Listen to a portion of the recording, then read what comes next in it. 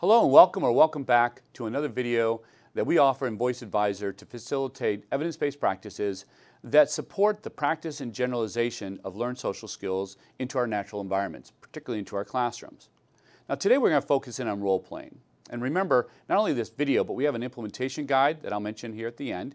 We'll have some video examples, as well as some additional resources that we haven't created here with Voice, but are out there to facilitate a better understanding of what role-playing is all about. Let's get started what role-playing is.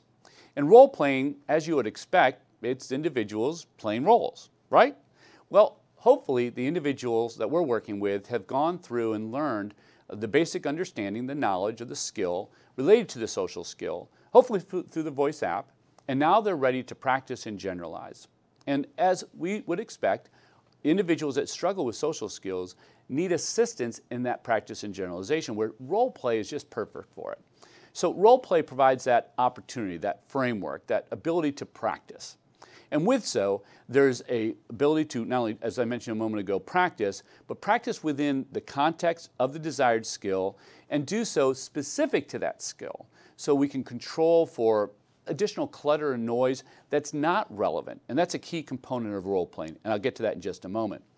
In addition, it's offering kind of a simulation. It's doing it in the actual setting that the individual is expected to practice and generalize this learned social skill. And they're doing it with peers or with adults that would be relevant for the application of that learned social skill. Now, if we remember or think about this idea of we need lots and lots of time to practice before we become proficient, if not expert, in anything, that same idea, of course we're not going to deal with 10,000 hours, but that same idea is what role-playing is all about. And that is, it offers the opportunity for what is considered a natural behavior. And remember, individuals with social skill deficits, what that natural behavior is often not, it's a deficit. It's not what we want the individual to be doing. So we need to provide opportunities for them to act, practice, so it becomes a natural behavior. And that's what role-playing is trying to facilitate. So role-playing also offers opportunities to suggest feedback, opportunities to model, opportunities to overall facilitate the experience, so there's a gain of expertise through that practice and that interaction. Now, there are 6 basic steps for implementation, and so we're going to go ahead and go through those. And remember, there's an implementation guide that goes along with this for your role, your needs. You can print out and follow along when you try to do this with your own students. So number 1, we're going to identify the setting. And this is critical because we've often learned the social skill, particularly in Voice. We've learned it in the virtual reality app, but not necessarily in their classroom environment or the hallway or wherever we want them to be able to practice and apply. So we need to make sure, 1, we identify the setting. 2, we want to do a bit of an inventory.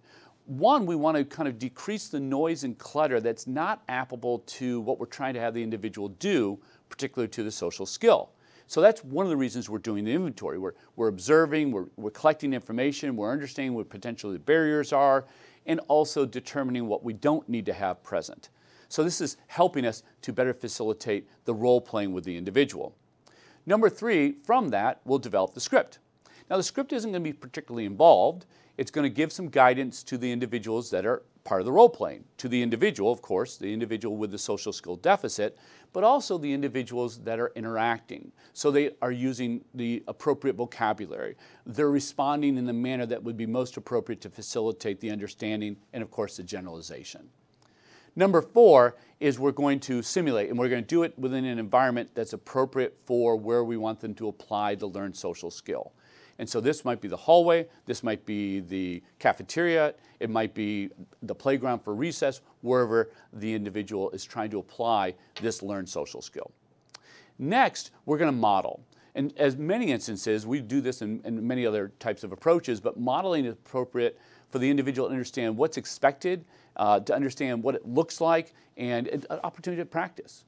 And then finally, what we're going to do is we're going to incorporate the learner. We're going to bring them into the process. We've organized, we've structured for this, they have their script, and now we get a chance to practice, practice, practice, rinse and repeat, whatever word you want to use. Now, in so doing, we're going to have that script, as I mentioned before, not extensive, but enough to guide, and we're going to do it in an authentic setting so that with that practice, the individual is able to demonstrate it to a point of competency and then we're ready to roll, and we can move on to another social skill that we're trying to role play and for them to learn and further apply and generalize in the classroom. Now, there are a number of different resources out there on the web that offer video examples, and we, of course, have created our own video illustration, so feel free to take a look at that, as well as there's additional resources just to learn about role playing and how it can be applied. So feel free to take a look at that, and remember, we have our own implementation guide that facilitate these steps as well. Hopefully this was helpful, and remember, this is one of several solutions that are evidence-based that try to facilitate the practice and generalization of our learned social skill into the classroom environment.